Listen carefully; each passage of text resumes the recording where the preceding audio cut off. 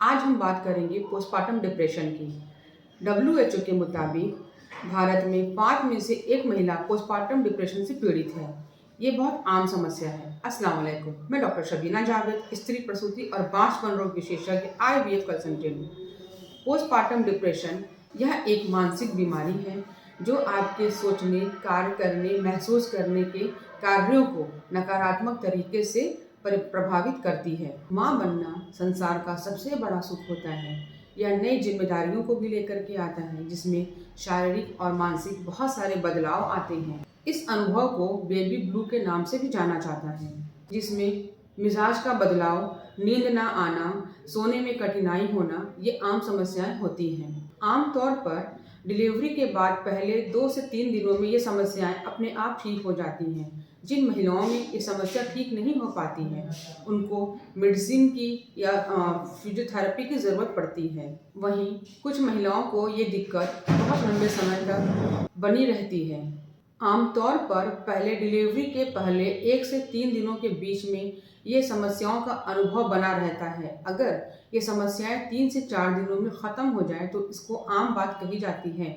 अगर 3 दिनों से ज़्यादा हो या काफ़ी लंबे समय तक हो तो इसको पोस्टपार्टम डिलीवरी समझना चाहिए। बच्चे के जन्म के बाद आपके शरीर में बहुत सारे हार्मोनल चेंजेस होते हैं, जिसकी वजह से पोस्टपार्टम प्रॉब्लम्स या डिप्रेशन शुरू हो जाता है। पोस्टपार्टम डिप्रेशन के कुछ मुख्य लक्षण हैं, जैसे बहुत थकान महसूस करना, नींद ना आना, अपने आप में गुम रहना, बहुत गुस्सा आना, अपने गुस्से पे कंट्रोल नहीं कर पाना, अपने मन की स्थिति को कंट्रोल नहीं कर पाना, किसी भी काम को करने में आनंद नहीं आना, किसी भी काम को करने में मन नहीं लगना, बेचैनी सा होना, बिना रीज़न रोने की इच्छा होना, बच्चे को गोद में लेते ही गुस्सा आना, चिड़चिड़ाहट होना और मन में ये सोचना कि ये कौन सी गलती हो गई कि हमने बच्चा पैदा कर लिया। ये भी पोस्टपार्टम डिप्रेशन के मुख्य कारण होते हैं। काफ़ी हद तक देखा गया है कि पोस्टपार्टम डिप्रेशन उन महिलाओं को होता है जिनको बेटे की चाह हो और बेटी हो जाए, या घर वालों की बहुत ही प्रबल इच्छा हो कि उनको बेटा होगा और उनको बेटी हो जाए, या पहले से कई बेटियां हो, उसके बाद जब डिलीवरी हो बेटे की इच्छा रखी हो और बेटी हो जाए। इस कंडीशन में भी पोस्टपार्टम डिप्रेशन होना स्वाभाविक होता है। उन महिलाओं में भी पोस्टपार्टम डिप्रेशन होने की संभावनाएं ज़्यादा होती हैं जिन पे घर की जिम्मेदारियां बहुत ज़्यादा होती हैं। उन महिलाओं में भी होता है जो कामकाजी हो, उनको जैसे घर की भी जिम्मेदारियां हैं, अपने काम की भी जिम्मेदारियां हैं, प्लस बच्चे की जिम्मेदारियां हैं, तो वो सारी चीज़ों को मैनेज नहीं कर पाती और पोस्टपार्टम डिप्रेशन की शिकार हो जाती हैं। डिलीवरी के बाद महिलाओं को घर के परिवार की बहुत सपोर्ट की बहुत ज़रूरत होती है।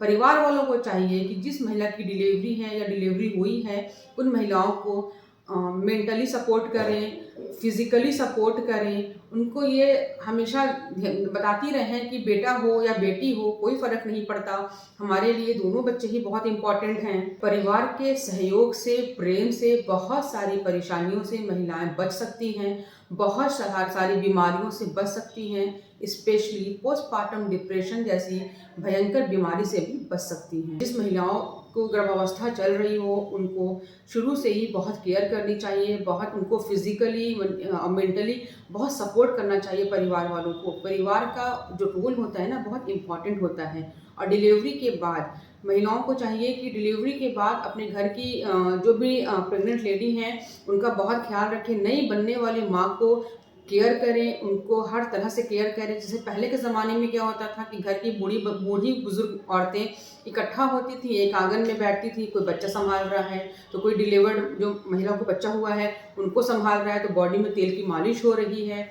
तो ये सारी चीज़ें होती जो भावनात्मक लोगों को जोड़ता था, और बहुत सारी डिप्रेशन से, बहुत सारी टेंशन से महिलाएं थोड़ा दूर रहती थी, जिससे उनकी सेहत जल्दी ठीक होती थी और छोटी मोटी जो परेशानियां होती थी वो भी नहीं होती थी।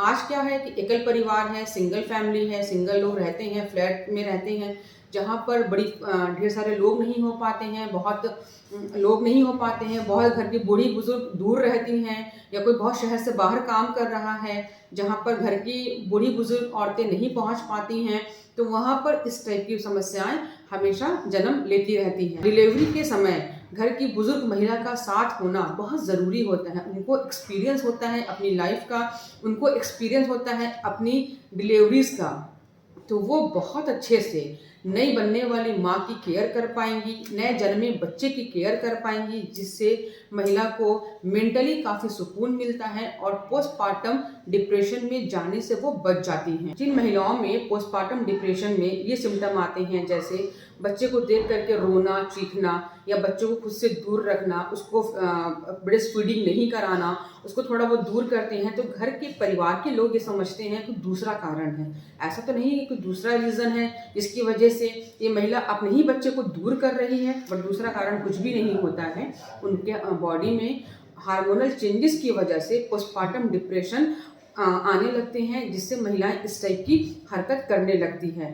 तो ऐसे में पेशेंट को डॉक्टर के पास लेकर के जाएं, डॉक्टर से कंसल्ट करें और सही इलाज करें, ना कि किसी तंत्र मंत्र के पास जाएं। ऐसी भ्रांतियां देखने में आई हैं कि लोग डॉक्टर के पास ना जा करके उनको उस पर भूत प्रेत का साया समझते हैं और तंत्र मंत्र के अकॉर्डिंग उसको दूर करने की कोशिश करते हैं, बट ऐसा बिल्कुल भी नहीं है।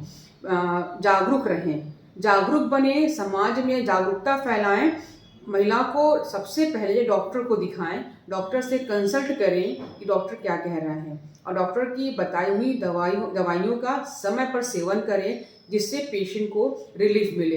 पेशेंट को, महिला को, जिस महिला का डिलीवरी हुआ है उसको बहुत सारा प्यार दें, बहुत सारा सपोर्ट दें, उसके सेहत का ख्याल रखें, उसके आराम का ख्याल रखें, जिससे इस पोस्टपार्टम डिप्रेशन से पेशेंट बहुत जल्दी रिकवर हो जाए और उस पर इस टाइप की समस्याओं का असर नहीं हो। खुश रहें, स्वस्थ रहें, अपना और अपनों का ख्याल रखें। शुक्रिया।